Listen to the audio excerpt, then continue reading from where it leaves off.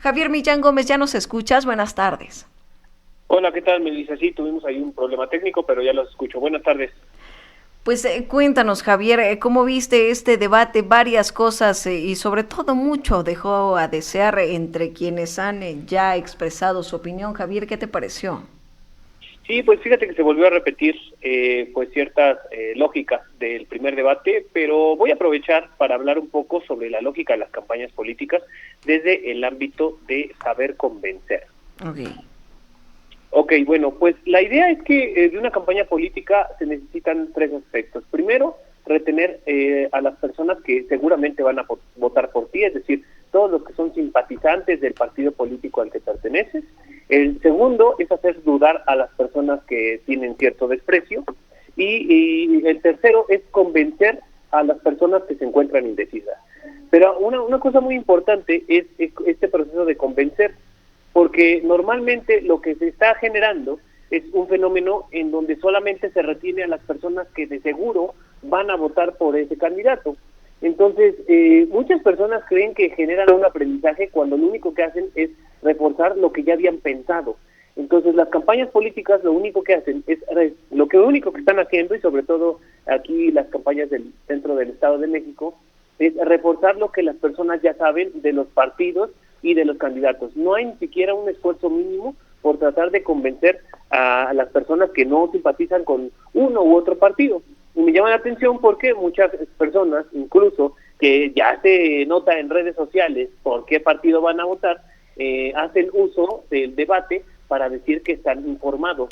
Yo no le veo propósito cuando ya saben hacia dónde está dirigido el voto, cuál es el propósito de informarse, si la lógica del debate es estar repitiendo siempre lo mismo para que la gente siga pensando Sí. sosteniendo su decisión sobre quién van a votar.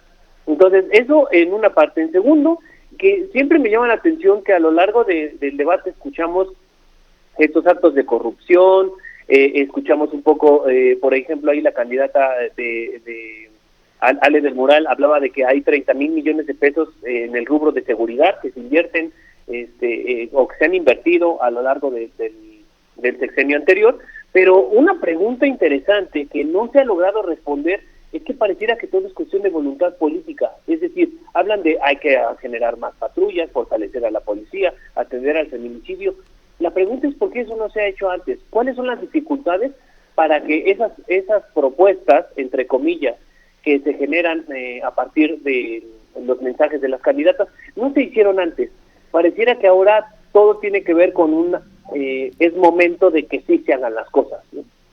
Sí, Javier, es que ese es el tema y el principal problema que mencionan, por ejemplo, los tuiteros, que, por ejemplo, Alejandra del Moral, que encabeza a este partido, que ha estado en el poder aquí en el Estado de México muchísimo tiempo, pues le dará seguimiento, cómo cambiará estas cosas. Y también, por ejemplo, Morena, cuando Delfina Gómez dice precisamente esto, que tomará nuevas iniciativas y todo, pero la cuestión es que campaña tras campaña escuchamos lo mismo. Por ejemplo, a mí me llama mucho la atención que ambas mencionan en rescatar y resanar el río Lerma y pues hacerlo un manantial y todo. Pues el río Lerma lleva más que todos nosotros aquí de existencia de entrada. Claro, y la cuestión no es decir qué es lo que se va a hacer, sino por qué no se ha hecho antes. Esa es una de las dudas que yo tengo, y sin duda para ir pensando un poco. Y sobre todo, hay una cosa que también quiero agregar, en donde ahorita el gran rival, digamos que el gran rival del partido que ha llevado mucho tiempo gobernando el Estado de México es Morena. Entonces, a Morena se le ha sentenciado por actos de corrupción, de nepotismo, que es cierto, es decir, el partido tiene mucha cola que le pisen.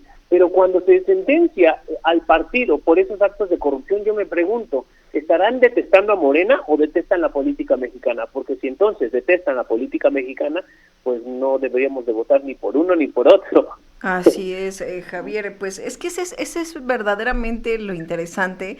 ¿Y te parece bien si escuchamos un momento que entre las candidatas fue bastante, ya lo calificarás tú y también nuestros radioescuchas, pero lo compartimos, Javier, si te parece? Sí, claro.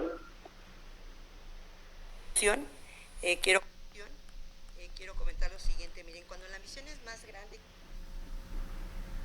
es más grande que la dignidad, se recurre a la guerra sucia y a las mentiras. Debe ser frustrante ver cómo pasaron las horas, los días y los meses y no lograste avanzar en un solo punto en la preferencia. El tiempo se te acabó, los apoyos se te acabaron, vas quedando sola y te recuerdo que ya te gané una vez, por casi el doble de votos, y esta vez no será la excepción. Y que no se juzgue con mentiras y con falsedades. Gracias, Gina. Pues me da mucho gusto, Delfina, que empieces a debatir. No te enojes. Enójate con los que te dicen mentiras. Ya te alcancé, te voy a ganar, ya perdiste una vez y vas a volver a perder. ¿Cómo ves, Javier? Pues muchos decían en las redes sociales que este tipo de momentos fueron los únicos entretenidos del debate, cuando lo que tendría que haber, más que entretenido, interesado, son las propuestas que ambas plantearon, porque a mí me parece que sí expusieron sus propuestas. Pues mira, no hay que perder de vista que todo contenido audiovisual, todo mensaje mediático está pensado en una audiencia. Entonces no podemos hablar solamente de una información, de conceptos complejos, cuando la audiencia no te lo demanda y lo que demanda es el espectáculo. Entonces el espectáculo forma parte también de generar este tipo de declaraciones, de falacias también, incluso donde se ataca directamente a la persona, no se explican las causas, a lo mejor bajo las cuales puede ser un argumento incongruente. Y eso es parte también de lo que la misma audiencia está demandando, es decir, acusaciones directas, no evidencias, ¿no? Eso es a lo que me explico. Pues ya estamos a 15 días prácticamente de que ocurra esta votación el próximo 4 de junio. Habrá que ver verdaderamente qué es lo que sucede después de este día. Javier Millán Gómez, gracias, siempre es un placer. Muchas gracias a ti, Melissa, que tengan excelente tarde todos. Gracias, muchísimas gracias.